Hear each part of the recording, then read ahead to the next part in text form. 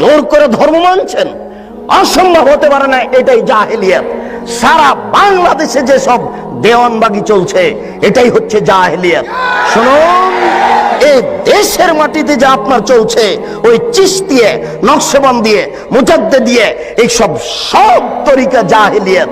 1980 সালের জরিপে এই দেশের মাটিতে 2,98,000 পীর আছে। সব পীরের সব তরিকা হচ্ছে জাহেলিয়াত। এই মাইজ ভান্ডারি হচ্ছে জাহেলিয়াত। আশ্চর্য, নারী পুরুষ একাকার হয়ে জিকির করছে। সেদিন আমরা গেছিলাম নরসিংদী, নজরপুরা, নরসিংদী নাকি নজরপুরা একটা গ্রামে গেছিলাম, নরসিংদী। তো আমরা নজরপুরা থেকে বক্তব্য দিয়ে আসলাম, পাশে গান বাজনা দিয়ে, বাদ্যযন্ত্র দিয়ে নারীর বক্তব্য চলছে। নারীর বক্তব্য, নারী গাজাল করছে, বক্তব্য দিচ্ছে, বাদ্যযন্ত্র চলছে। আরে সংসদ ভবনের মমতাজ বেগম ডুবি তবলা দিয়ে জিকির করে। আশ্চর্য। আর কোরআন নাকি 30 পারা নয়, 90 পারা। 30 পারা হচ্ছে জাহেরি আর 60 পারা হচ্ছে বাতিনি। এরই নাম হচ্ছে ধর্মীয় জাহেলিয়াত। একে ঠেকাবে কে? এই জন্য আপনাকে বলি, এই হিফজখানা বন্ধ করতে হবে। যেখানে কোরআন হাদিস শিক্ষার ব্যবস্থা আছে সেখানে হিফজখানা খুলতে হবে। এই ছেলেটাকে আপনি কেন হাফেজ করলেন? এর বয়স হচ্ছে 16 বছর। মাথায় একটা উঁচু টুপি দিয়েছে, তার উপর একটা রুমাল দিয়ে মানুষের বাড়িতে মিলাদ করে বেড়াচ্ছে, কোরআন মাজিদ পড়ছে আর ভালো কিছু খাবার দিচ্ছে। 200 টাকা পকেটে দিয়েছে, একবারে খুশি হয়ে গেছে, চিৎকার করে আমার বাপের নামে দোয়া করে চলে আসলো।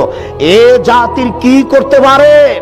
যে চলিসা করে বেড়াই, যে কুলখানি করে বেড়াই, যে মানুষের দোকান উদিয়ে করে, আপনার উদ্বোধন করে কোরআন মাজিদ পড়ে, যে মানুষের বাড়ি উদ্বোধন করে কোরআন মাজিদ পড়ে, সেই হাফেজ দিয়ে কি হবে?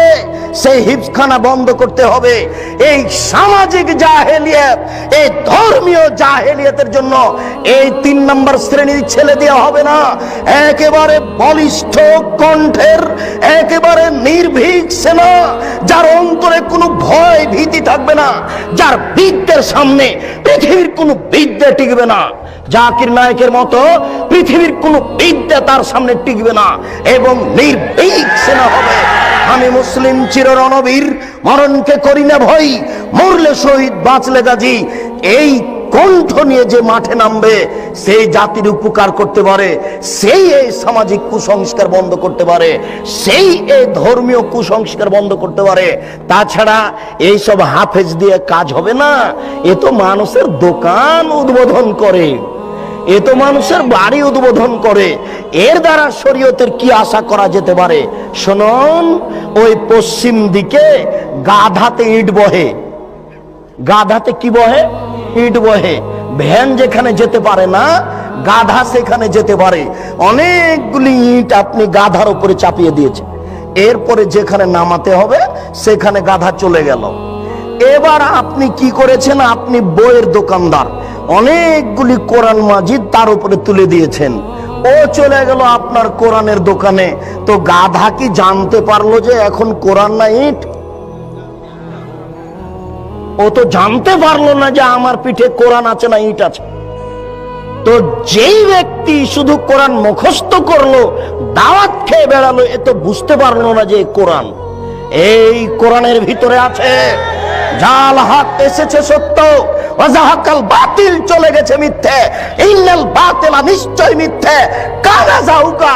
এই দেশের জাহেলিয়াতকে লাথি মেরে ডুবিয়ে দিতে চাই, এই দেশের অন্যায়কে যে কোনো মূল্যে উৎখাত করতে চাই। আল্লাহ, তুমি বড় দয়াবান, তুমি বড় রহমান, তুমি বড় ক্ষমাশীল, তুমি বড় শক্তিশালী। তোমার শক্তির দরবারে আশাধারী হয়ে বলছি, আমি বন্ধা হলে কি হবে? আমার স্ত্রী বন্ধা হলে কি হবে? আমার বয়স 80 হয়েছে, তাতে কি হবে? আমার স্ত্রী বন্ধা হলে কি হবে?